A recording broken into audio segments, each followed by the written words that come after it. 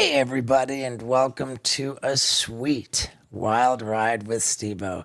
It doesn't get any sweeter or sugary than Sugar Ray. And man, is Mark McGrath a sweetheart. He took my job one time, and we have a good laugh about that, as well as the Sharknado series. Oh, man, is this one just funny and fun. With the glory days of Howard Stern, I just really enjoy this guy. So screw it. Let's get right into it. Ladies and gentlemen, people of the universe, I bring to you a 90s icon. People Magazine's sexiest rock star of the year in 2001. Even earlier, 97. It's Mark McGrath. Hey! This is a long time coming, man. Thank you for doing this. Bro, I'm going to stop you right there. It's an honor. Been a fan of yours forever. You know, what's been really fun for me is having my kids get introduced to Jackass and laughing and getting to know you and you're my son's hero. I told him I'm doing this. He doesn't care. I've done a million podcasts, Adam 22, a bunch of, marginally interested. When I said I was doing your podcast, you've just blown away. So you gave me a lot of cool points for this holiday season. And I just want to thank you, bro. You've had all my friends on here, Sebastian, Brett Michaels, and it's just an honor, man. And we don't know each other that well for have we met? I think we met once, but I was a little drunk, and you might have been really drunk. Okay. Yeah. In fact, that was probably the 90s for both of us, Not well, yeah. I think it was like Ships in the Night and an award show, and you're like, hey, we're on the red carpet. There's a quick, Okay. You don't remember that magical moment? No, but I'm just surprised we don't know each other better, because on the peripheral, we know a lot of the same people, but sometimes that happens, and I'm just grateful I'm here now talking to you, brother. I appreciate it, man. I mean, there's so much for us to discuss here. Totally. Famously, I hosted a game show on True TV called Killer Karaoke, where people would sing karaoke while, just random, crazy...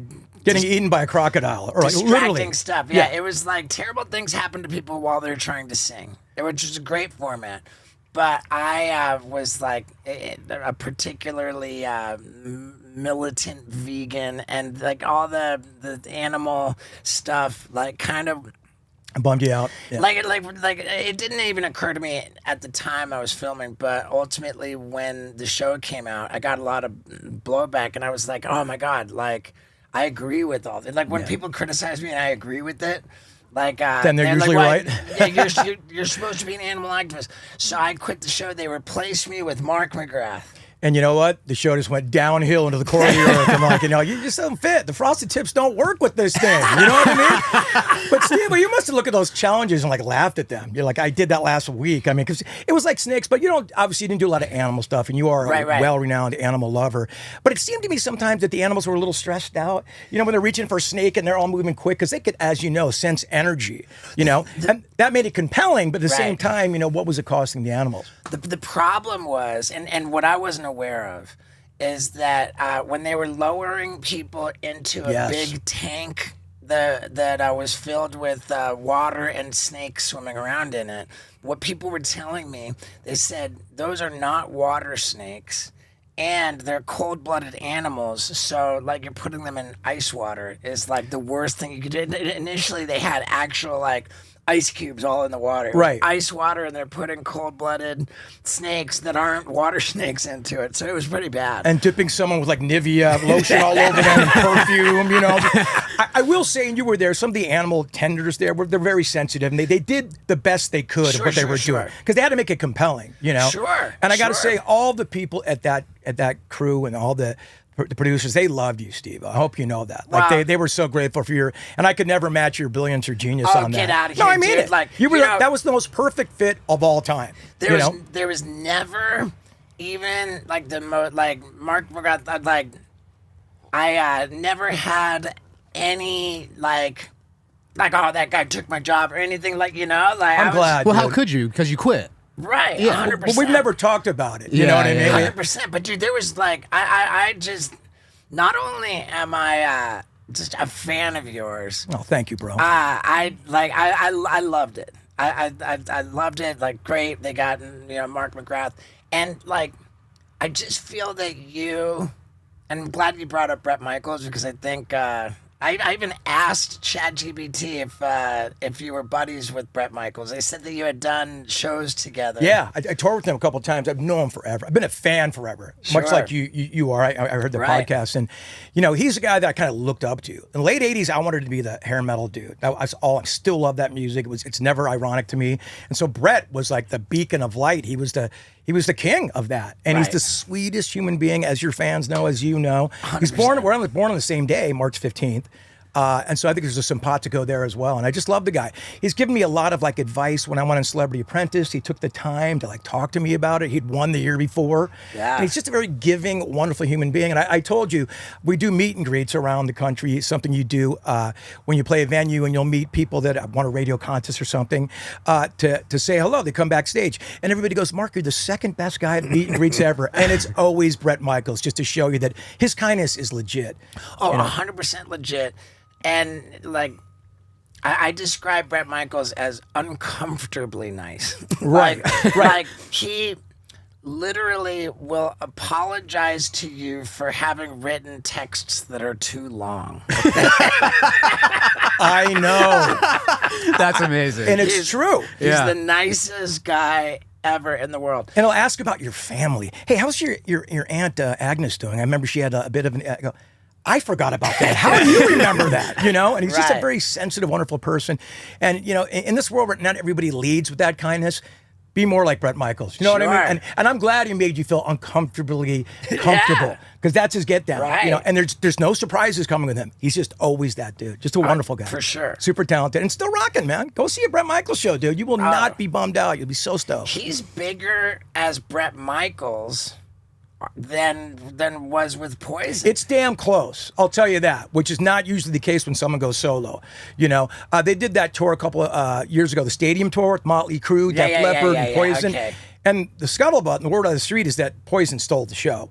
And if you saw any of the videos, Bret comes out, he's got so much energy, and the band sounds great. His voice is still 100%. Right. And they literally stole the show, so much so that they gave Bret his own tour the next year that I was on. It was an amphitheater tour. It wasn't stadiums, but we had sold them all out, and Bret's just doing great, man. Don't worry about him, man. He's having more fun than all of us. And he lives in an RV. I don't know if you guys discussed that. He spent this past summer in one, for sure. He has beautiful buses, but he chooses to be in an RV when he wants to drive it too. The guy is a hard charger for sure, bro. Right, and he's got his private jet. It's so killer, and he's so generous with that too. I go, Mark, come on, jump on. I feel like, nah, dude. And like Southwest is waiting right behind my shoulder. I go, Fred, you got any room? He's always so cool about it. Man. He's the best, bro. Absolutely, the best. Okay, now, when I think of Mark McGrath, I consider you just being a guy with a real ability to not take yourself seriously. And I think that that's like the most important quality that people can have. I think it's huge, especially today. If you can't laugh at yourself, then stay off social media. No, but I mean that earnestly. Because if social media was real, there'd be 10 people waiting outside my front door to punch me in the face every time I walk out the house. You know what I mean? Yeah. And I'm like, I'm doing something right. You know what I mean? Because it's just ire. Have you ever left a negative comment on someone's social media pages in your life? Have you? Don't think so. I've never done it once. It's just out of my nature. Right. If I don't see something, I just go, whatever, it's not my thing. Right. But it's so interesting that people just want to dig in and do that. And I guess I understand it. It's not for me, but I know a lot of people do it. But the band started to play Run DMC, Blondie, Zodiac Mind Warp, and Judas Priest songs around a keg. That was the level that we hoped to reach. How could we ever be serious after that? I remember people would say, like, you sold out, you wrote these pop songs, used to be I go, we never sold in, bro. You know what I mean? We only were thrashing around and playing crappy thrash because that's all we knew how to do. And thank God for Nirvana. Because Nirvana said, you can't play very well? You don't have any guitar solos? We're going to sign you. And all the labels, because of the phenomenon of Nirvana, they started signing everybody. And we got caught up in that wave. The labels didn't want to miss the next Nirvana no matter what it was. And luckily, they gave us a chance. And with all of that, What year was that? I thought I heard something. We got signed in 94. Our first record came out in 1995. And when you have Nicole Eggert posing very gracefully, doggy style, on the cover of your first record, how seriously do you take yourself? And you call it Lemonade and Brownies, bro? We were just having fun, and we still have fun. That's it. The weird part to me, Steve-O, is when people take us more seriously than we take ourselves. know, I'll see these really well-written diatribes of how bad the band is, and I go, exactly. How about that? How about that we made it? Give me a little something. I can't even sing. I'm playing the Brooklyn Bowl tonight. I can't sing. You know what I mean? There's no mystery there. A lot of technology's helped me out. And by the way, wrote some fucking good songs. I will stand. I'm sorry, dude. I didn't mean to cuss. Dude, Dude, go No, for but it. I don't like that. It's such a frivolous use. I shouldn't have done that. But I am proud of the songs we write. And I will always ride with those. We're number one songs, man. I dare you to write a number one song. Go ahead. DCG, 3 chords. Go ahead. Do it. So I'm very proud of those. But making fun of like the journey and how lucky we got and how all this divine intervention and moving pieces and people way smarter and more talented than I am made this happen, how could you not laugh at it? Right. We caught our most successful record, 1459. Yeah, that first album that came out in '95, did it have success right away? Zero success. Zero success. It was 97. Yeah, 97. God, you don't even have notes over there, man. Good for you, dude. Oh, by the way, this is Skinny Vinny. He's a dear friend, co-host. Yeah. He's recently lost 200 pounds. Skinny Vinny, man. Well, no more skinny. Oh, actually, did they used to call you skinny when you It were was big? ironic. Oh yeah. It was Well, because I gotta call him Fat Ass Vinny or something, right? Bro, you look great. Congratulations, thanks, dude. man. Thank you so Yeah. much. You know, there's man. nothing better than a health journey, bro. Oh, dude, Right, I'm it's sure been- you feel like $1 million too, Oh, dude. dude, I feel so good. Yeah. Well done. Yeah. Well deserved. Thank you. That's darn right. There's nothing better than a health journey. And you know what? This morning, I made a video on my phone, a selfie video, and I looked at it. I thought, darn, I look good. My skin looks good. And I just feel good, man. And I think that's got a lot to do with AG1 because I'm filling the gaps in my diet. Been eating trash. My diet's as bad as it's ever been. But with AG1, I'm getting all my nutrition, comprehensive. And I think it's just coming out in the way I look, man. Every morning, I'm just religiously wake up. I fill my shaker bottle with water. I put in scoops of AG1. I mix it up. I pound it. And that's before I drink my coffee, making sure I'm hydrated. I'm loving it. And you know what? It's time for you to get your AG1 cracking by going to drinkag1.com/Stevo. With your first subscription, you'll get the shaker bottle. You'll get the bottle of vitamin D bonus, and you'll get sample packs of all the new flavors, berry, tropical, and citrus, and you'll get your diet gaps filled. So, man, go to drinkag1.com/Stevo to get this killer deal, to feel good, to look good, and man, to be on it. Now, let's get back to it. Yeah, so the first record came out in 1995. It was produced by DJ Lethal from House of Pain. Okay. And when I first heard Jump Around by House of Pain, I got back in touch with my Irishness. I thought it was the coolest thing ever. I thought House of Pain was the greatest band in the world. I still do. I love those guys. I love the record. And, you know, I become friendly with all of them, so I'm super grateful That's for that. Everlast, yeah? Yeah, Everlast. You know Everlast. And Danny Jump Around, Boy. Jump Around was 93. Jump Around came out in 92. Okay. And I just changed. I went, wow, this is the greatest thing. White guys from the Valley in LA, like making this incredible hip hop song that still stands the test of time today. Sure. Still such a classic. And so we reached out to DJ Lethal because we love Jump Around so much to produce our record, Lemonade Brownies. Find out a little bit later after we committed to working with Lethal that actually DJ Muggs produced that song from Cypress Hill with Jump Around. But Lethal is a treasure trove of incredible production. We were like kids in a candy store. We got signed to Atlantic Records and we had 2 original songs. One was called Lick Me, the other was called Caboose. So we made a video to the least offensive song. And it was kind of a fun video, kind of a quick edit Which video. was the least offensive? Caboose. I mean, Which is Caboose- more offensive when you think about what we were talking about. So, there's ladies in here. These girls will never work with me again. But anyway, so we made a video to it, and it was made by my best friend of over 50 plus years, Mick G, who I know you've worked with before. You've had meetings with him. He did Charlie's Angels. He did every Okay. video you saw, all of our Smash Mouth, Korn, Offspring. He did a million. familiar with him, yeah. Pretty Fly for Life. He did the Termination Salvation, the OC, because we're Orange County guys. He did all that stuff. So the guy's really had a very successful track record in Hollywood. But he was doing the quick, fast edit that became the staple on MTV later. So we made a video that looked like it belonged on MTV immediately. And we sent it out to everybody in a pizza box, unsolicited, and we just hoped people would open it. One person opened it was Rick Rubin. Wow. He goes, I don't like the video, I don't like the song, but I think this guerrilla marketing with the pizza is great. Do you want to be part of our street team? We went, wah, wah. It was like the greatest, worst call at the same time. The next person to call us back was an assistant for Doug Morris at Atlantic at the time. And Doug Morris is a legendary titan of industry. And he was president of Atlantic and says, I don't know if the song's that great, but you know, in this world of grunge, everybody's angry and depressed. This is why I got into music. I'm going to sign you guys. So we got signed off two songs. And so, careful what you ask for. Now we got to make a record. So we're like kids in a candy store. I mean, we were making like sort of thrashy songs. We got a DJ involved. So we were making like sort of rap rock before rap rock. We had some thrasheroos. We had straight up like groove tracks. And we didn't know what the hell we were doing, but we were having a lot of fun. Yeah, and Lemon and Brownie is a lot of people's favorite record from of the Sugar Ray catalog, if you're a fan. It was it was more like hip hop rock. Yeah. There was always a fundamental hip hop undertone because there's these DJs out at the time called the Baker Boys that we loved on Power 106. They were great. We were really good friends with a guy named Paul Pontius who worked at Immortal Records, who had Cypress Hill, Jump Around. So hip hop was always in our hearts, and we just wanted to have that foundation of the songs. And I think that's what made the hits very interesting. Every Morning, Someday Fly, is they were built from hip hop tracks from our DJ. Homicide, but I'm getting a little bit ahead of ourselves. So we were kind of the pre-hip hop rap rock wave before Limp Bizkit and all those guys kind of took it over. We had zero success in America.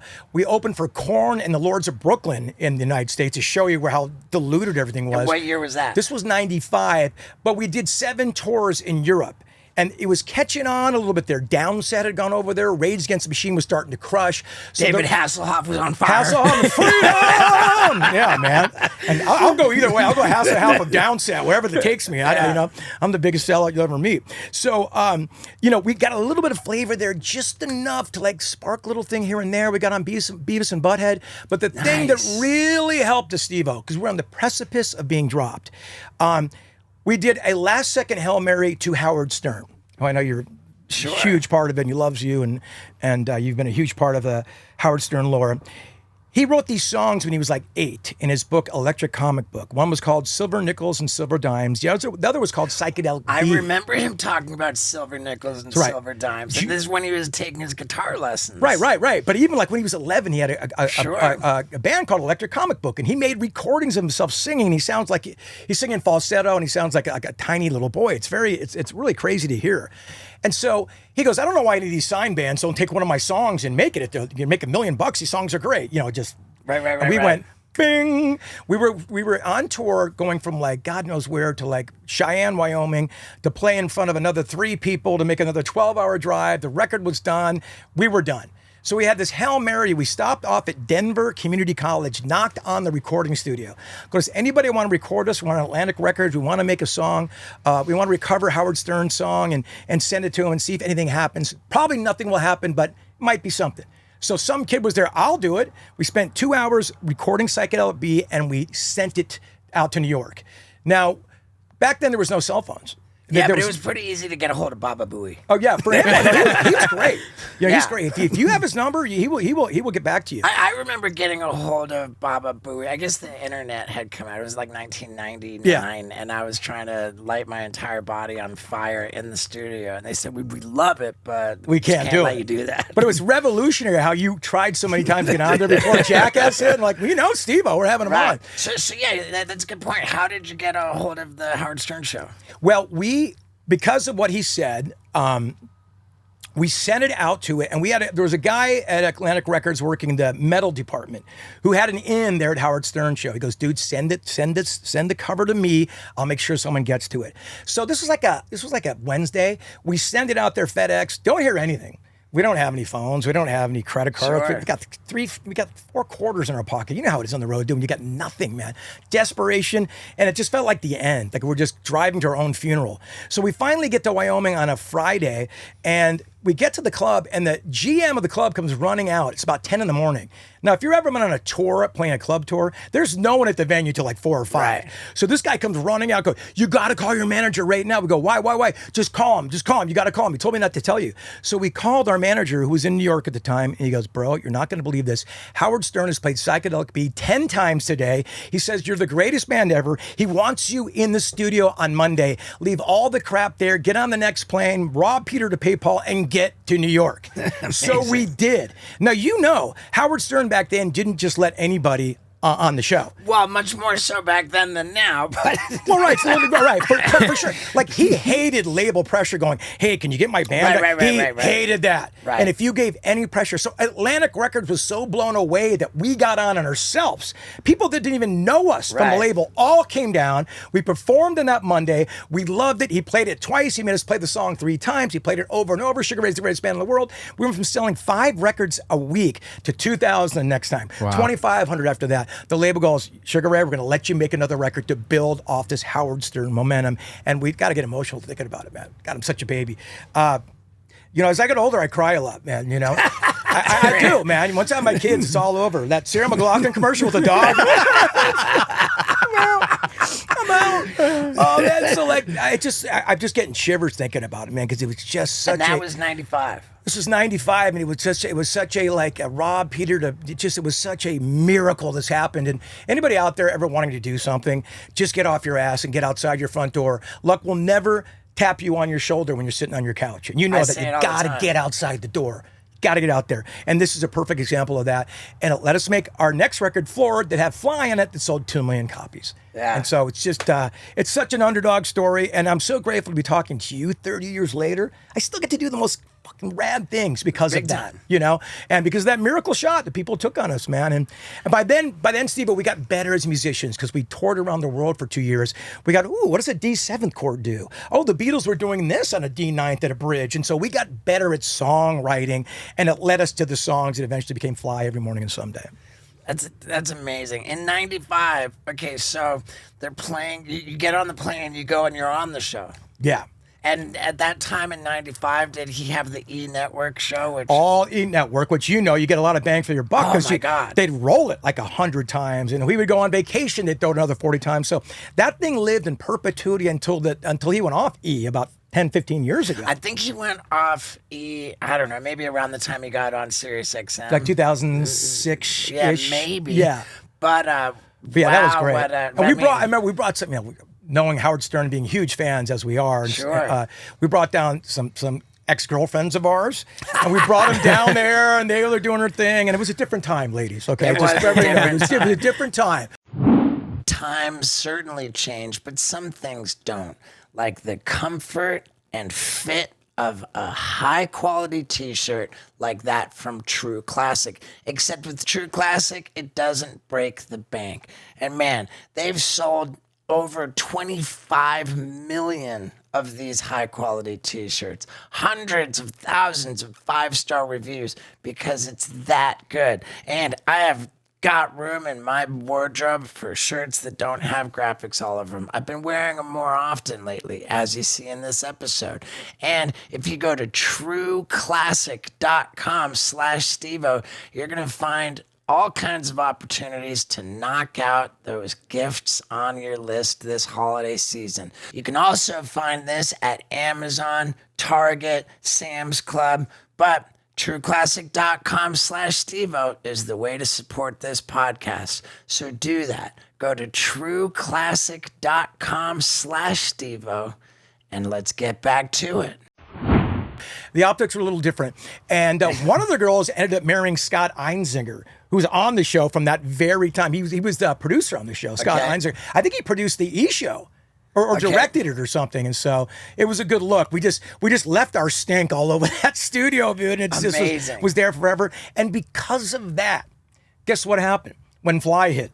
Howard Stern. I always knew these guys were going to be huge, so he brought us in every time for the next 5, 6, 7. I mean, he'll still have me on the show today if I want. I don't abuse it, but it was just such a wonderful propulsion to our career in so many ways.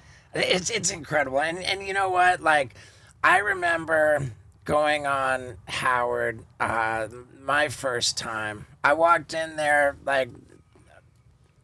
prepared to swallow 5 goldfish. Yeah. Try to regurgitate all of them. I walked in there and said something or other. I said, Howard, I did not come here to waste your time. Yeah. I remember that. And Artie was great. Oh my God, so many people come in here to waste our time. Mm-hmm. This is great. Artie loved you, bro. It just began this relationship, which honestly, I think gave me my own momentum. It sure. gave me my own it's kind of recognition. It gave you your solo record deal. Do you know what I'm saying? If Jackass was the group, Jackass of the Stones. Right. It gave you your Mick Jagger solo deal. You know what I'm saying? It definitely set me apart. I had this relationship with the Stern Show. I think all told, I was on there like 16 or 17 times. Got to be close to the record. I mean, Gilbert Gottfried was on there a lot, but you're damn close. We were just scared you were gonna die, bro. Because I go, time I went in there, what's he gonna do next, man? You know, and that's us worried about you. You know what I mean? Wait, so did you go ahead? Did you do the 5 goldfish? You did 3, did. didn't you? Oh, you did. He stopped him. Howard stopped you, didn't he? I goes, "I'm swallowed so all bummed." 5. You swallowed all 5, but I didn't get them all back up. Now, is this before the goldfish on Jackass? No, the Goldfish had aired on Jackass. Okay. So I was. So you're upping yourself. I never wanted to take a step backwards. No, that's not your style. You never did, bro. 'Cause you have I think integrity. you got 3 up, and Howard said, "I don't want to see anymore." I might have gotten some, but not all 5.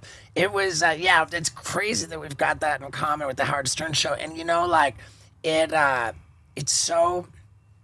I mourn the loss of my relationship with the Howard Stern Show so too. much. Like I do too. I feel like when he went on America's Got Talent, that made him kind of more family friendly. Prior to that, if you went on the Howard Stern Show, you had to be prepared to answer every question about how much money you had, how much money you were making, who you had sex with, like this and that, and that reality scared off really big stars. Everybody didn't scare you and I off. You know what bread and butter was, bro. You know what I'm saying? 100%. Howard could ask us anything, whatever you want, and shamelessly tell it, and you know, and I don't mean to interrupt you, Steve-O, but like the kind of weird thing about Howard evolving and all that, which I give everybody the room to grow, the Rolling Stones grow, everybody grows, right? But if you listen to the show, it's still about Ronnie's balls and stuff. No, you know what I'm saying? Well, now all he does is like interviews. So Ronnie's balls, like what? And so it's still got this real sophomoric type humor to it, and so he's changed a lot and certainly become different politically for sure. I mean, I don't even, I don't either. I don't have any. I shouldn't have said that, but I don't. It's fine. It's fine. And you make a valid point, but I'll always love my time there, and I'm so grateful. And I'm sure you, when you go to all your gigs and stuff, my God. People want to talk about the Howard Stern time, and the members they miss it like we miss it.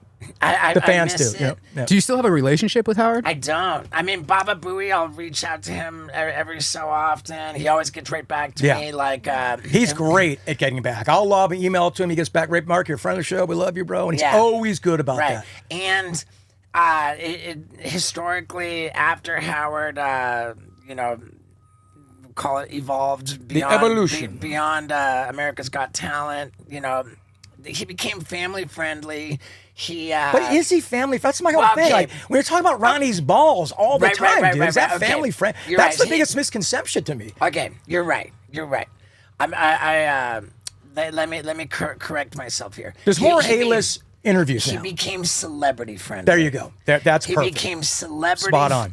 He was family friendly on AGT. Yes. He became celebrity friendly. So now he resisted his temptation to ask about what's in your bank account and who you've had sex with. Right. And so celebrities were no longer afraid to be interviewed by him. That's right. And the caliber of celebrity grew beyond Mark McGrath and Steve-O.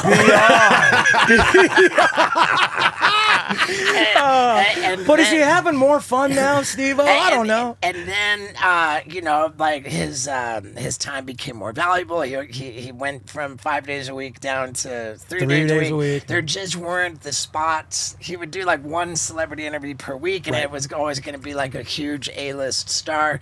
So we kind of got left in the fell way. by the wayside, but we'll always have our memories and history. You can never think about the Howard Stern Show and not think about your legendary appearances. Never. You can never think about the Howard Stern Show and not just have a wonderful feeling. Oh, without a doubt. And by the way, I could literally say, Howard's the first guy to say he made everybody's career. He literally made our career. We would not be here if we'd not let us perform on a show. How could I not have a soft spot for spot for the man? And it just hurts my heart that went away. You know, like it does. It does. Do you think it's over for him? Do you think he's going to like resign? Like what? I mean, does Sirius want him to resign? I mean, I'm pretty sure that he did resign. Yeah, I thought he was honored. Oh, he did? I think so. He did. He did resign because he brought. He had Andy Cohen from Bravo. Yeah. Start the show. Oh, and do that. say, and it was a prank. And he said that I'm taking over for Howard. He said I'm taking over for Howard, and it was a prank. And Howard said, "Just kidding, I'm back." I think he was just back on the air. I'm not exactly sure, but enough with that. I love the Howard Stern lore. Me too. What I want to talk about is Sharknado. Yes, thank God. I've been waiting for this one. You know what? I'm going to give you the raddest bit of factoid about Sharknado, and you're going to die. Okay.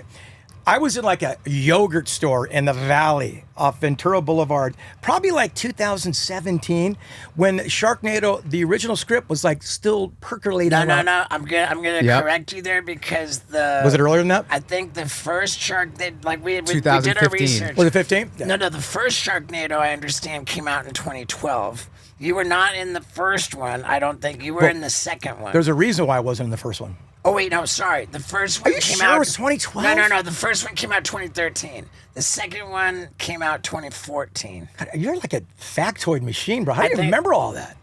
Maybe. I thought it was. I thought the second one came out in 2015. Google it. Yeah, Google it. I'd be interested to know, but I'm going to tell you a little interesting factoid about that. So I met this guy. He goes, "Hey, Mark, we're trying to get a hold of you. You know, I'm doing this new movie called Sharknado, and I want to send you the script. I think you'd be great for the lead." I go, "Well, send me the script." We exchanged information. I got the script. I read the whole script, and the character's name was Finn.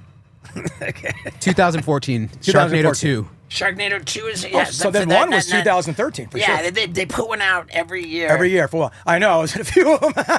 So... I was in a few of them. I wasn't even in one of them. I was in 3 of them. Right. Even though your character was killed off, you were still in the... I have the last line of the series in the Sharknado series. Amazing. And Gary Busey and his teeth are just sitting over my shoulder. I don't know, his teeth are scarier. Mine or his in that one. But so I get the script and I read the whole script and I go, "There's too much acting in here. I can't handle this role." So I turned it down. They gave me the role for Finn. I turned it down because there was too much acting involved. It was beyond my skill set. Did that end up going to the guy from Beverly Hills 90210? Ian Ziering got the role. And the reason why Sharknado works, they make a million of these shark movies, whale movies every year. They make a million of them. Well, with Shark Week on Discovery. Yeah, especially after the success of Sharknado, there's like Megalodon Shark, and there's a million of them. Yeah. None of them work or have the juggernaut that Sharknado is because of Ian Ziering. And because Ian Ziering played that role like John McClane in Die Hard. Earnest, never winked at the camera, and felt like it was the most important thing anybody can be doing. And that's why it worked. So, are you telling me that he did that ironically, or that is the mystery, Steve? That is the mystery. And I don't know. I think he was all just real true with it, man. And he's a fantastic actor. He was great. He was perfect for that role. So the first one came out and exploded, right? Everybody loves it. It's just one of those phenomena. It was just the most absurd, stupid, hilarious concept. It looked like every scene was unfinished. You know, there's like an arm like just falling from the sky in some of the parts. But it was really fun, and no one was winking more than the people producing it. Believe me, they knew exactly what they were doing. And so the first one blew up, and the guy was like, they were very cool, and they said, "Mark, do you want to come back as his best friend?" And I go, "Is there a lot of acting in this?" I go, "No." I go, "Yeah, I'll come into this one." So I remember we filmed it in New York in the coldest winter of all time. And of course, we're on short sleeves and all that. So I go meet Ian Ziering in his trailer, just say hello. I'm playing your best friend. Just kind of, it's just actors like to do, vibe and get in the mood, get to know our friends here. And I'm about to knock on the trailer. And I remember a PA was sitting right there by the trailer who must be writing for like Judd Apatow right now, because we hear this, "Oh!" coming out of the trailer. And I look at the trailer, I look at this kid, and he goes, "I think he's getting into character." That sounds like a pretty wild way to prepare for a performance, but let's be clear. it's important to prepare for a performance, which is why I love BlueChew tablets, because they get me ready to perform my best in the bedroom. And that's because BlueChew tablets, they have a way of helping men have better sex. And if you think a BlueChew tablet can help you have better sex, then hey, maybe it's time to try it by going to BlueChew.com and using the promo code STEVO. This gets you an entire month's supply of BlueChew tablets entirely for free. All you pay is $5 for shipping. So nothing to lose and potentially a lot to gain in the bedroom by preparing for your performance. Go to BlueChew.com, an entire month's supply. You just pay $5 for shipping if you use the promo code STEVO. Now, let's ride this baby all the way home. And I just kind of moonwalked away and I go, all right, I'll come see him later. And I realized right there what I was dealing with. This guy was all business with Sharknado, man. Lovely guy. Ian's a great guy and was very helpful for me in terms of acting and give me some like advice and stuff. But yeah, that complete franchise is successful because of Ian. Which one were you in? I wasn't, and that's the thing. You're in Wikipedia as being in it, though. Oh, am I? I think so. I don't. They must have asked you. Here's the thing. This is where Benji Bronk's in it from Stern. He's in it a couple times. I love it. I had an offer. I can't remember which one it was for, but I just distinctly remember there being an offer for me to be in Sharknado. Yeah. And I think it was my entertainment attorney said, that's not going to be a good look. I don't recommend you doing it. And I fell victim to taking myself too seriously. Yep. To be in Sharknado. No, I understand. And I regret that. Now, did anybody from your team say that it might be a bad look? My or team anything? expects me to be in Sharknado. You know what I mean? Yes. They were bummed when I turned the first one down. Like, you moron. It's going to be gigantic. It's going to be huge. No, dude, my manager, everybody, they expect nothing but. Because like when we start, don't take myself seriously, man. You cannot in this business. And I find that when you don't take yourself seriously, more opportunity comes your way. You know, I had no business hosting Extra for a couple of years. No business hosting Killer Karaoke. No business doing those things, you know. Wasn't very good at it. And thankfully in those things, they let me like kind of learn as I was going along. One of the girls at Extra, Lisa G, a titan of the entertainment news industry, let me really gave me a long leash to hang myself and was very, very supportive of me. So I really enjoyed my time at Extra, you know, and it gave me a little set of tools in my back pocket called hosting that I bring out every now and then. I'm happy to do it, you know. So I think my willingness to try different things and fail publicly has really served me well. I love it really that. has. Dude, like I said, with the Sharknado and just in general, I view you as a guy who's masterful at not taking himself too seriously. Well, masterful or broken clocks right twice a day, right? I think I just get lucky. And if you just say yes enough, if you show up, remember names, and are kind. I try to tell my kids this every day. I've gotten jobs, 7-figure jobs I do not deserve because I was nice to the people on set. Yeah. It's still a commodity, you know? And so I kind of like to lead with that.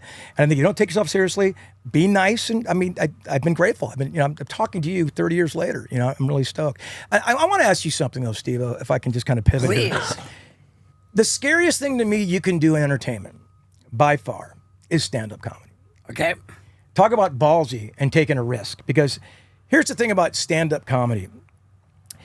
Number one, when you get up there, people are already going, make me laugh. You can't be just the funny guy in a room and sneak up on people situationally. Right. Everybody's got that friend in their group. This guy's so funny. You should be. But then you can't editorialize. You can't tell a story. I am so enamored of your stand-up career and like how you've just made it this incredibly gigantic, viable thing. And second, beyond just the terrifyingness and you know really starting behind the 8 ball, you can't play your hits. As musicians, I go on this Brooklyn Bowl tonight and don't play my songs, the hit songs, we'll get booed out of there. You go back in there and staple your balls in 10 times again, like, you know, you're going to get booed. You know, you have to write new material all the time. How did you do that is what I'm trying to say in the most long, verbose way. First off, thank you. I have a very simple secret. I'm an attention whore. It's just that simple. So am I. Right. So I could never do that. I was drawn to the challenge of taking on stand-up comedy because I was an attention whore. My first experience doing it, I was introduced. The crowd was excited to see me, and I. Do you remember your first experience? I remember my. Were you opening for someone, or were you headlining? It was at the Laugh Factory. Oh, in, yeah, Jamie Masada. Yeah, Jamie Masada. I'd been waiting for my turn to get on stage. I thought of a joke. It was, hey, everybody, I'm in the mood for a blowjob. Does anybody want one? And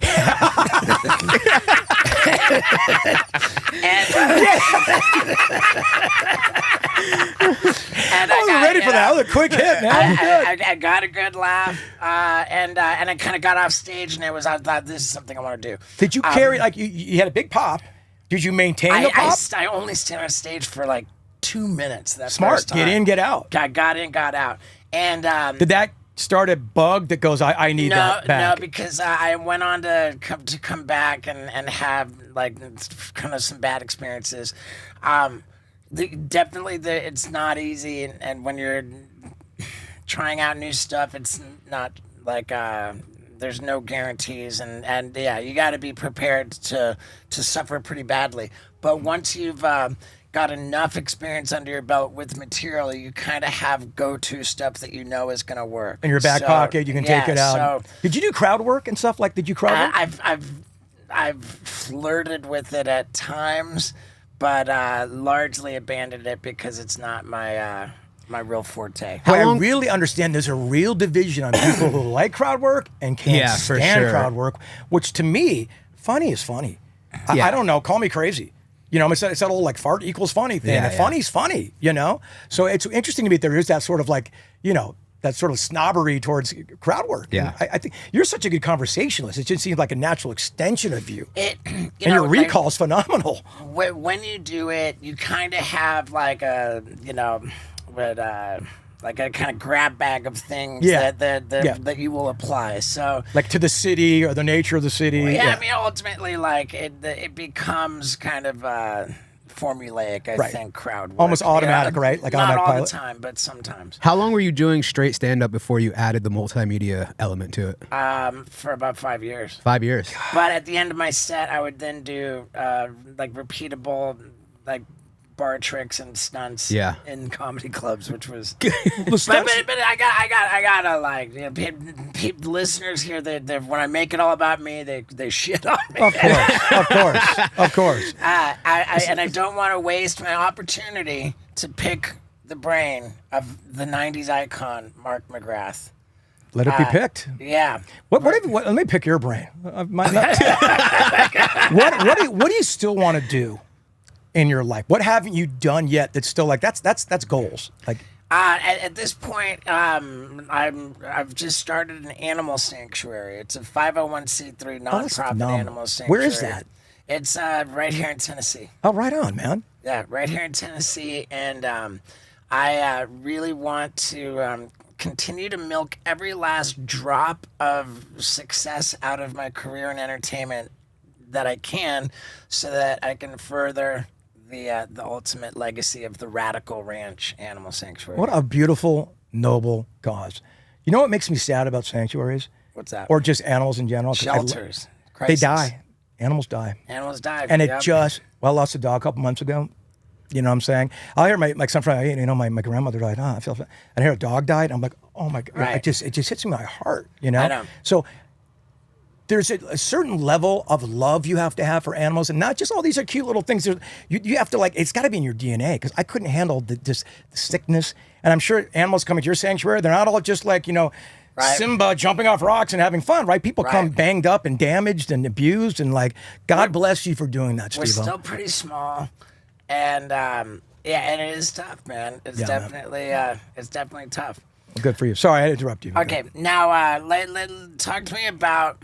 You said Extra gave you this hosting shows muscle. Yeah. But also, I understand that you're a big game show guy on both ends of it. You love trivia. You crushed it on Rock and Roll Jeopardy. Went on to defend your title twice. That's correct, Steve-O. I am the 3-time Rock and Roll Jeopardy champion, something I'm very proud of, because I look at myself more as a music fan than a musician. I've kind of learned to become a musician, but like I just love music. And when I was in high school, I'd be reading Rolling Stone or Rip Magazine, and like all four guys in Winger would stay in my brain, but geometry would just go one in ear and out the other, and I just finally found a place to use my useless knowledge source, and it was, Rock and Roll Jeopardy. And much like Howard Stern, people wanted, when I'm in an airport, and this was 25 years ago that I was, crushing on Rock and Roll Jeopardy. 1998. Yeah, 98, 99, 2000. And I set the record for the most money ever, but it's not important. And the most money raised for charity. But by far. What was your charity? Dream Street, which is Lou Adler, who owned the Roxy, and Nick Adler, the Roxy, and it's a beautiful charity he started with Paul Newman called Dream Street. And it's a camp for kids that are hospitalized all year long. And then they go out there and they feel like they feel like nature, and they can swim, and they have all these wonderful facilities for kids that are disabled. It's such a beautiful charity. So I'm glad to do a small part, because they make miracles happen out there. And so I was grateful to do that. But what's interesting about the Rock and Roll Jeopardy experience is the first one I was on was with Graham Nash. Is that Crosby, Stills, Nash and Young? And the Hollies, who was originally in, and Joe Walsh from the Eagles, and of course Joe Walsh. And just legendary dudes. So I am Joe Walsh being a major character in the Howard Stern universe. Of all time. Especially pre-sober Joe Walsh, who was just legendary appearances on there. So I'm playing them, and I'm so enamored of them. Like, these are Rock and Roll Hall of Fame members. I mean, I'm just like, I can't believe I'm here. And I'm brand new to celebrity, too. I got my frosted tips. I'm like, hey, guys, want a party? Right. Jesus. So I just start running the tables. Elvis Costello, the first thing, Duran Duran. I'm going, I'm going to do really good on these. And I start running the tables. I crushed them both so bad. Joe Walsh was like swatting flies at the end. Graham Nash had like minus 5,000, and I had like $42,000, man. And I crushed them, and that was my first victory in 98. And Jeff Probst was hosting the show then. I don't know what happened to him, but yeah. Jeff Probst went on to Survivor the next year. That's pre-Survivor. The next year, I went, where's Jeff? He goes, he's doing some new show. It's not going to work. He'll be back next year. Still hosting Survivor. Jeff's just been crushing. Wait, okay, so Jeff Probst was hosting Rock and Roll Jeopardy. Exactly. Yeah. Not Alex Trebek. It was too beneath Alex Trebek. It was too truly for Alex Trebek. Same show, same network, same show. Not same network. This was on VH1, but it was the same. It was shot in the same studio, all the same sets. So for all intents and purposes, it felt like Jeopardy. And the irony of all ironies, my mom loves Jeopardy. She loves regular Jeopardy. I used to play it with her for $1. Me too, man. I played Jeopardy with my mom. Did you really? Yeah, she crushed me every time. Oh, I held my own in some things, and she gave me $1 for every question I got right. And $12 in like 85, 86 was enough for a couple pitchers of beer. So that was like beer money back then. But and my mom was on Jeopardy when it was in New York in 1968 when she was pregnant with me. So there's a whole lot of Jeopardy synergy in the McGrath world. So anyway, I finished the first Jeopardy, and I crushed those guys, and I feel terrible now. Like, I'm looking, they're really bummed. Like, Joe kind of walks back like, hey, man, But that was pre-sobriety, Joe. I think it was like just... I think he had to be sober for going back to the Eagles tour, the Hell Freezes Over, which was in 94. Okay. So I think he stayed sober. So he was sober, but he's like, hey, man, I like ice cream. He's kind of like mumbling under his breath. And then Graham Nash, I hear him arguing next door because he's in the dressing room next to me. And he goes, whoa, whoa, whoa, whoa. And I heard all this English accent, and he was just bummed out. I'm like, oh, my God. Long story short, he was so bummed out, he demanded to go on regular Celebrity Jeopardy, and you won the whole thing. Wow. That's how ready he was to crush me. I wonder if it's because those guys were a generation of rock or two before you. There was definitely like some, that were a little more skewed towards me. But like, look, when they asked Joe, what was your first wife's name? And I was waiting for him to buzz in. And I'm like, oh, if you don't get it, Joe, I'm going to buzz in. Wait a second. You I'm exaggerating because they would say like when the Stones were in Montserrat and there was a lot of 60s questions, a ton of them. So, and a lot of 70s questions. So there's questions if they were at all trivia savvy, they should have known. There was some like, who sings for Led Zeppelin for $200? There were some of those. Right. But there's a real like finesse about the buzzer on Jeopardy. So if you buzz in too early, you're going to get locked out. If you go in too late, you're going to be too late. So it's you have to really get the buzz in too early. You're going to get locked out. If you see for $400, name all 5 guys and you go in too fast, it'll lock you out before they read the question. So there's a little bit of finessing you got to feel out of the butt. They won't continue to Right. You got to answer. You got to read the question first. You can't stop the question, even though you see it. Oh, You know so what if I mean? you buzz in too early, you won't know what the rest of the question is. Exactly right. Okay. Exactly right. Wow. Also, they'll lock you out. I So, think that's n- bullshit. I think that's bullshit. Because Well, I you- think it's bullshit too because I missed like the first two questions. You know, like I mean, jumping the but gun. here's Right. the thing, like to commit to be able to commit to answer the question before the question's been completed. right. You should be able to then be rewarded for that early commitment. I think it's the at-home viewing audience that want to get the question out, which I understand. You know, you just can't jump the okay. gun, and I don't think either one of them really figured that out because they got so excited when I know this one and locked out. You know what I mean? So, Wow. But then I went on with like Evan McCain and this kid Josh from a soap opera, and I can't remember the other two I beat, but I just beat him so soundly. Not important. You know, so. No, but I found my lane right there. But the problem with that, Steve-O, is that every time we released a new record, you know, every morning zoo team would just go, all right, Mark, and I'd be coming on a bus like straight to the radio station, 5 a.m, like hadn't maybe slept or maybe, and you know, I'm coming in there and this like zoo team is just attacking me with trivia. Who was the roadie for Spooky Tooth in '63? Who got you? Ah! And I'm like, oh man, this is such a kettle of worms I opened. But yeah, people are serious about the trivia. I found that out. And there's guys like Matt Pinfield, you know Matt Pinfield, Sure. who will destroy me with my own band's trivia. So I Right. find out there's real levels to this. I don't consider myself the Right, best. right. And plus my jersey's up in the Hall of Fame. I can't take it down. So, you know. Nice. You know what? Can Can I have that liquid death? Please, Oh, dude, you that's should. for you, yeah. I love this water. It's the best. It occurs to me that we've been talking for so long, and I've neglected to get onto the subject of your supergroup and what we're doing here Yeah. at the Brooklyn Bowl. A couple of years ago, a charity kind of asked Kevin Griffin from Better Than Ezra and I to get together and kind of if we would play together as one band. And I knew Kevin a little bit. Always just a great guy, really cool, incredible musician. And I was like, did he say okay to that? And they're like, yeah, he agreed. And so we got together and did the show. And I went, man, that's really fun. The catalog of Better Than Ezra with Sugar Ray, with a bunch of 90s kind of hits thrown in. And it became really fun, so much so that we got other offers from that gig. And it became kind of a little bit corporate, private show business. We added Emerson Hart from Tonic because we felt, you know, let's just get a little more bang for this buck here. And Emerson's just such a talented guy, sings like an angel. And we put together Ezra Ray Hart about 8 years ago. And careful what you ask for, dude. We are turning down shows because it's just such an amazing thing. We all stay on stage the whole time to play each other's songs, whether on guitar or singing backing vocals. And this band is the reason why we started our original bands, to have fun. It's purely fun. There's no business behind it. And we decided, let's try a little holiday Christmas tour. It's just been a lot of fun. And playing music with your friends and touring the world is still the most fun thing you can possibly do. The Sugar Ray is always going to be the home base. I love that place. It's where all the energy is. It's where where I can decompress and recompress and all that stuff. And it always will be the prime mover. But it's fun to do these other things, and people seem to enjoy it. And if you love the 90s, you're going to love this. If you don't, you're going to hate this.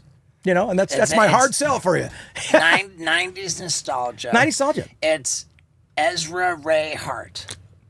By the way, the most confusing name for the project we're doing. It sounds like a country artist, especially in Nashville. You know what I mean? Yeah. And I think that's been the biggest challenge. The show's been selling well. The tour's been well, but some markets are weaker than others. And it's the holiday season, and people just are hurting out there. You know what I mean? Right. The discretionary income's just tough. If your name isn't Sabrina Carpenter, it's rough out there. Or Shane Gillis. Right? Shane Gillis or Bert Kreischer, right? Yeah. Right. Or Sebastian Maniscalco, who I've loved. Did you see his new special? I didn't. Do you like It's it? on Hulu. Yeah. Are you a fan? Would you ever talk bad about another comic? I mean, No. I Not your think nature. Sebastian's great. I think it's kind of just a different thing. Yeah, you no, know? I get you. No, he reminds me like Dice Light a little bit. You know, there's a little bit of Dice in. And I But just, yeah, but it's, like biggest in the world. Oh, I mean, dude, just I outrageous. think there's been moments where he was literally the biggest in the world. Yeah. and I love him. remember when Dane Cook was doing arenas? I was like, No. oh my God, arena. The vicious circle. Everybody's doing arena. Yeah. Dane Cook was instrumental in my introduction to stand-up Oh, comedy. good. I love that. Yeah. So you guys are obviously homies. He and was stuff. so selfless, so generous. Took me under his wing. Oh, that's like, fantastic. Encouraged me, like helped me, like and then he'd get on stage and just tear me to shreds from the stage. That means he loves you, dude. Come on. Yeah, it was the best. Like I can't say enough great things about Dane Cook. But yeah, the Ezra Ray Hart project has just been super fun, and it's something we really found our sweet spot in private and corporate shows and casinos has been a lot of fun. So it's just been great. Like for me, we have 4 songs. I have 4 songs. Will travel. You want to hear them? You want to hear them a cappella, acoustically, your band, my band, tracks with my drummer. It doesn't matter. I'm so grateful to celebrate these songs. Anybody wants to celebrate them, and I think the '90s too, Steve-O, in particular. It's the last decade that we all shared entertainment together. Now, when I say that, meaning like new videos came out on Friday. We all saw it at the same time. Records came out on Tuesday. We watched Seinfeld on 9 o'clock on Thursdays on NBC at the same time. It was the last time we all shared water cooler talk. That's really, really interesting of a point. Yeah, that's it what really I thought. is. Before the media became so fragmented. Right. So, Social media, Napster came in and like, Right. when was the last time you bought a record? Let me share this. You buy a record, it goes into whatever it goes into. There's no tangible quality to it. That wasn't the case in the 90s, And you held something in your hands, you looked at it, and we all looked at it at the same time. You listen to it, you call your friend, just hear a set track 3. And so the excitement of going to a record store, buying the record. my God. I worked in a record store. Yeah, dude. On the cash register in 1996, and I remember like just all day long the Sublime self-titled album Yes. and Tool Enema. There was just neck and neck for number Yeah. one in the record, and setting up the POPs, the point of purchase where everybody looks at with those the merchandise items. So yeah, it's a really good point that lends itself to nostalgia in such a massive way. yeah, sometimes think about why has the 90s come back so hardcore? I'm talking the fashion, all that, and people just have a real soft spot because we all went to the movies and saw it on Friday night together. Yeah. We don't do that anymore, bro. We just don't do that anymore. I'm not saying it's better. I'm just saying it's different. And I think that's the real heart and soul of the decade of the 90s, which will have been the last decade to have done that. Napster came in and said, thank you, we'll take that for free, right? And now Hollywood is imploding. Man, you remember The Tonight Show, NBC lot? I pulled up there the other day to go to Extra, okay? It is a ghost town. There's this big, beautiful NBC studios that used to be, remember entering it with your little visitor's pass? Like, oh my God, this place is so amazing. The commissary, it's a ghost town. It's only Extra and Days of Our Lives in this gigantic space. And so, It's kind of amazing that they still have Days of Our Lives. Right? Well, yeah. That's a cockroach of all soap operas. It ain't going anywhere. But it truly let me know. And I think social media has proven that celebrities are not as interesting or talented as people thought they were. Because when people watch, hi, I got a worm farm and I got 9 million followers on TikTok. It's just like people are interesting. People are interesting and fascinating. So the veil, the thin veil, the fragile veil of celebrity is completely being crushed. You know what I mean? Which I think is good. The good news is everybody can do it. It's also the bad news. It's amazing, man. And Sugar Ray's still going strong. Oh, yeah, dude. I mean, look, I am so grateful, as I've said a million times on this podcast. And again, thank you for having me, Steve. It's an absolute pleasure. I am so grateful for the songs that we have. When people come up to me and tell me what the songs mean to them, I'm going to get emotional again. God, man, stop crying, big pussy. No, it just happened the other day. That someone told me that, my mom's no longer here and we used to always sing every morning and I have such great memories and thank you. The guy was like on his knees thanking you for that memory. And I have those songs with my mom who's no longer here. The fact that I could give that joy that these incredible bands have given me, it's beyond me. So I look at myself as the steward of these memories people have. And nostalgia is the most beautiful word in the world to me. I know a lot of bands don't like it, and that's on you, man. But if you look it up in the dictionary, all it is are these wonderful adjectives. Time I wish I could go back to. Wonderful. Warm, fuzzy. Like, how could that not be great? So you can call me nostalgic all day long. And I will ride with it all day long. I love hearing the stories, and I'm super grateful. So Sugar Ray will always be the home base, my brother, always. I love that. Yeah. Yeah. Who does Sugar Ray tour with at this point? We just got off the tour last summer with Bare Naked Ladies and Fastball. We kind of stay in our 90s lane. We know where our bread's buttered. Cannibal Corpse hasn't called the tour yet. Amazing. Hey, we toured with Korn and the Deftones, dude. It's not that. No, it's really out of the question. But yeah, so I think, I'm just honored to be part of these gigantic 90s packages. You go out and play these incredible amphitheaters that you don't deserve being there in the first place. So such a wonderful tour last summer. Have you done any cruises? Yeah, we did Trains Cruise. Okay. which was fantastic. Kid Rock's cruise, Wow. which was Kid Rock has a cruise. That's the sick. A lot of people have cruises with 6 men. everybody a 6-man. They're the folks, man. They really they They're deliver. the only ones doing it. Yeah, I yeah. think. They're kind Even of though now they've proven to have a business model that I think there are like major cruise lines that are toying with celebrity cruise. well, Norwegian does. I know that Norwegian does Okay. their own thing because if you don't, you better join them or you get left in the 6 Man cold. 6-man is the rider. They started the first one with a band called Sister Hazel, a '90s band. It was called, I think it was called the Rock Ship or something like that. And I remember hearing about this in like 2003. I'm like, good luck with that. You know what I mean? Sold out. It's sold out every year for 20 years. Has been the template of how to do these cruises. You must have been asked to do one of these. I know you. what? have. Like, I know you. have. He's dying to be asked. I was Seems like a slam dunk. I I know. was You want me to hook you up on with 6-man? They're the greatest people in the world, by the way. the Impractical Jokers invited me to be on. That's right. On their ship. Yeah. It was the greatest experience ever. We had I so much fun. badly Did you stay in want- the Artist Haven? Yeah, the whole talent deck. The whole Yeah. thing in the back, the Yeah, Artist yeah, yeah. Haven? Even though It was I so sick. I proudly Because you would ate- get crushed if you didn't. I proudly ate every meal at the regular buffet. me every too. every Yeah. meal and some. And a lot. Yeah. we made a whole thing out of it. Like, and I actually went on. I got in a food program after that cruise. Well, dude, when they have like a Ashamed of chocolate ourselves. wonderland at 1 a.m. tonight, Yeah. you're like, how do I not go to the chocolate wonderland? You know, for sure. And how underrated are buffets?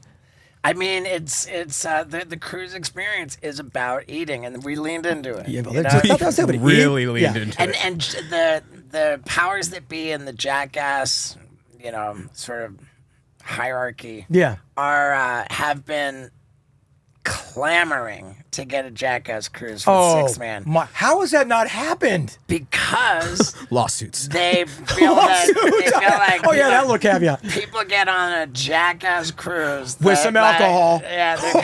there could be some regrettable instances. Oh, And my so, God. that's what's been the deal breaker. I mean, didn't you ask the people at 6-man, like when we went on that cruise, didn't you ask them, like, hey, can I like jump over the front the front? I was like, you guys, I'll totally respect it if you don't want me to do it, but when we get back into port, if I just can jump off the ship and then I'll just be right there. Yeah. And that might have set off a That red didn't flag. go over well. And that's crazy. But I used to work on cruise ships before Jackass. Like, I was a clown on you're with cruise clown on ships. cruise ships? That's insane. Yeah. So you must have a real kind of emotional connection to cruises and obviously clowns. Always wanted to jump off that thing. You know what though, dude? People jump off cruises a lot, and it doesn't end well. It doesn't, because yeah. the current is so gnarly, and they don't Right. take that. Yeah. you know. I think that they jump off cruises like sort of with the intention of it not ending well. Well, that's a good point. But that's pretty well thought out. But remember, this young kid would go like, I think it was a high school kid. He's like, bro, he's had too many drinks. I don't Yeah. think he just seemed full of life, Right. And then did like a stunt, and that didn't end well. Yeah. And you That- probably answered some million. Is Jackass, is it done? Is it? Or It's, do we not answer? Do we not talk about that? there's there's nothing I won't talk about, but I can't say exactly what's in the pipe right now. But there's something like that is intended to celebrate the legacy of the franchise. That's great And to it's- hear. it's As a good. fan, we're excited to hear that, my It's brother. so I think that this coming year, Jackass will have a moment. The franchise will rear its head, and with the intention of celebrating the history. That makes me so happy because I love comedies, and I have never in my life laughed harder in a theater with a bunch of people laughing as For hard sure. as Jackass. And I love Stir Crazy. I love The Jerk. I love The Old School. I love all those movies, and they were really funny. But I'm talking about guffawing on the ground, people laughing so hard they missed like 3 skits because they're laughing so hard. And that communal joy of physical laughter is so needed, bro. I hope you know. It's like therapy for people. It man. really is. I love it, and I couldn't be more grateful for it. How's your health? Because Pretty good. yeah, It's when you get out of pretty bed, you have good. any like creaks and I'm like I got to be doing more yoga. yeah, that's nothing better than stretching. Got to be doing my stretching. I haven't been, so I feel it. But overall, I'm pretty in good shape. Let me ask you this. Because I say that because I saw Johnny at a park. I was playing soccer with my kids. He was playing baseball. He was just, he he was old man in a little bit. You know, you could see he'd been through it. He'd been through it, bro. You know what I'm saying? Right, right. Really sweet guy, but like, no, he's out there hitting the ball to his son, you know. Yeah. But you could tell, I mean, good athlete. You could tell he could loves swing the baseball. bat. He actually played baseball. You could tell high he could school. swing the bat. Yeah, there was he could throw and all that, but you could tell, you know, his playing days might be behind him a little bit, but Right. And how about you? You're physically in good shape? It's funny, we brought up Sebastian Maniscalco, and he goes, how come when I go to sleep, I feel worse when I wake up? And that's part of his new thing. I feel like shit when I wake up in the morning. Everything hurts, my hips, my back. You know, I mean, I'm pretty energetic and physical on stage and have been for a long time. I think it's finally catching up to me. I stage dive in Tokyo in about 95, and I did this gigantic stage dive, and the crowd went, whoop! You know, giant American about to hit us. And I just slammed my back on the ground. And I go, ooh, that feels really bad. And I thought I was like paralyzed for a second, but then I slowly got up, finished the gig, finally got back to LA. And the doctor said, you know, you didn't really break anything, but you're really going to feel that in your 40s. And my God, have I really felt that. So, Man. you know, I'm grateful I can still perform, but I think a couple hernia surgeries and some hip replacements are in my future. Man. If I can just carve some little time between county fairs, you know. So. I hate to say this, but we're being asked. We need to kindly wrap up soon. So Kindly wrap up. Yeah. But you know what? We've breached the hour that we typically strive for. and it went by quick. Kind of went by so fast, you guys. You've been consistently busy. Like there's not been lulls in the career of Mark McGrath. You've always had outlets with acting, with hosting, with music. There's just never been like an unfortunate downturn in the business of Mark McGrath. Well, in my life, there has been, but maybe the outward looking in. I think it goes back to the willingness to try a lot of things. You know, whether I'm on Sirius XM and 90s on 9, whether I'm hosting Killer Karaoke, I stick around. To a lot of people's chagrin, you know, I just like to stick around. I'm grateful to work, and like we said earlier, Sugar Ray is always the home base, so there's always something going on in there. Right.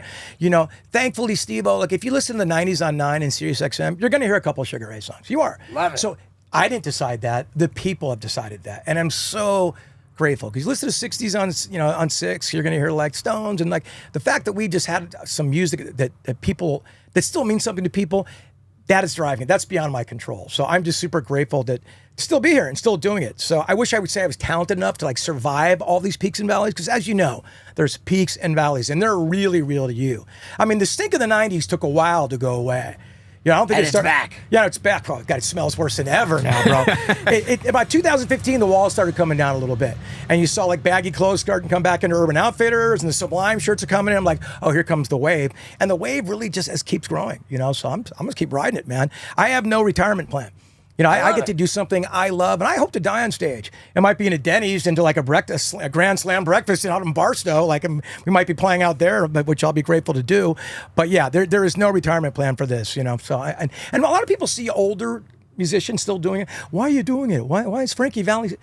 Because you want someone to grow old quickly, have nothing on your calendar.